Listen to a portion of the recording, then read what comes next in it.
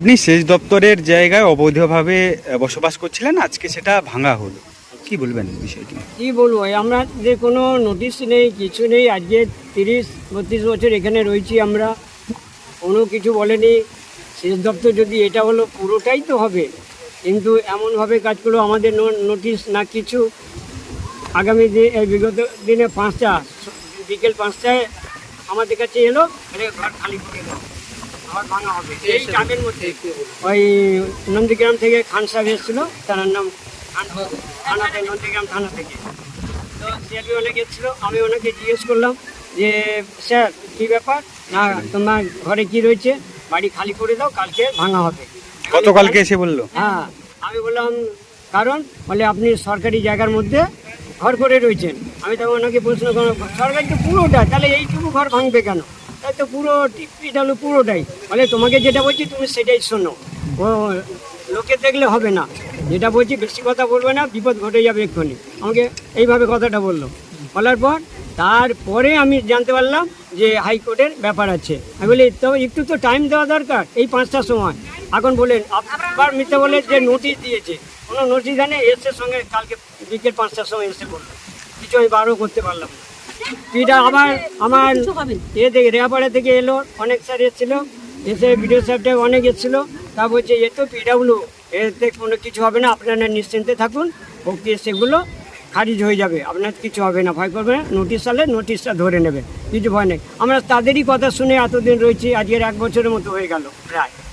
তো হঠাৎ ওইভাবে এসে আমাদেরকে এইভাবে করলো। ওই রাতের মধ্যে কী বার করবো, ঠিক বারও করতে পারলাম না।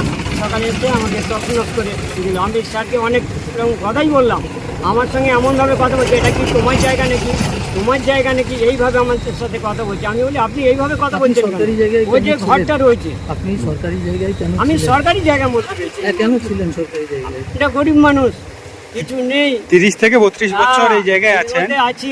বিকল্প কিছু এখনো হয়নি? এখনো কিছু না, অনেক সরকারের তরফে বললাম, অনেক কিছু বললাম, কোনো বিকল্প করলো না। এখন কি চাইছেন? আজকে কি চাচ্ছি, আমাদের থাকতে দিন, এই বাচ্চা কাছে নিয়ে কোথায় থাকবো? আমাদের তো বিকল্প থাকলে কোনো এতটা কষ্ট হতো না, কিন্তু কষ্ট এইসব বাচ্চা নিয়ে যাবো কোথায়?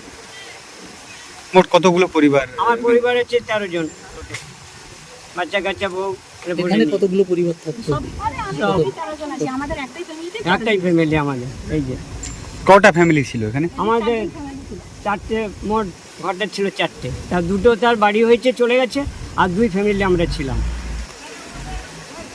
আপনার নাম? আমার নাম শেখ নজরুল ইসলাম। এই তো স্যারকে বললাম যে স্যার আমাদেরকে কিছু একটা সুরা করে তো আমরা থাকি বাচ্চাদের নিয়ে। এখন কি করবেন? ওখান কি করবো, আমরা ওই ফুটপাতে থাকতে হবে। আজকে আমরা ফুটপাতে থাকবো, আর যদি চেপে যাই চেপে দিব, আমরা ওই পিঠাগুলো বাঁধেই থাকবো, শুয়ে থাকবো। কিন্তু ভালো লাগে স্যারের, তারা ওই বলবে সরকারি যদি ভালো থাকে তারা ভালো থাকবে, আমরা বাচ্চা নিয়ে ওই ফুটপাতেই থাকবো। ওই পিঠাগুলো বাঁধ যখন সে কিনে নিতে হচ্ছে, আমরা ফুটপাতেই বাঁধে থাকবো। কিনে নিচ্ছে, আমরা যদি চেপে দেবে, কি করবো সরকারে? না, আমরা কিছু বার করিনি, সব চাপা হয়ে গেছে। ওরা এসে আমাদের যে আমার মানে কারেন্ট পর্যন্ত চাপা দিয়েছে। হাট বার করবে, বার করতে দিল না। আপনার নাম? আমার নাম সাহেব।